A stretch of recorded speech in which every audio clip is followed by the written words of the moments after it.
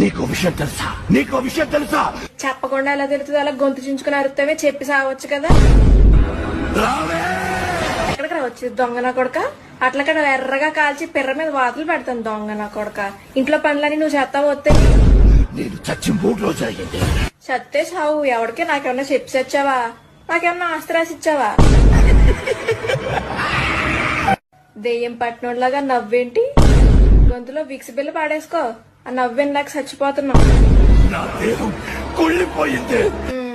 అందుకే రోజు సబ్బుతో మంచిగా రుద్దుకుని స్నానం చేయమని చెప్పేది. సరిగ్గా స్నానం చేయకపోతే అలాగే దేహాలు అయ్యి కుళ్ళిపోతాయి. వదలకపోతే చీపురు కట్ట తిరిగేసి ముడ్డు మీద వాతలు పెడతాను. ఒకసారి చెప్తే అర్థం కదా నీకు? మేము బొమ్మలు అయ్యి కొను. నువ్వు బొమ్మలు అయ్యి అమ్ముకోవాలంటే పక్క వీధిలోకి వెళ్ళి అమ్ముకో. మా ఇంట్లో చిన్నపిల్ల ఎవరు లేరు. పొద్దున్నే బొమ్మలో అని అమ్ముకుంటాను.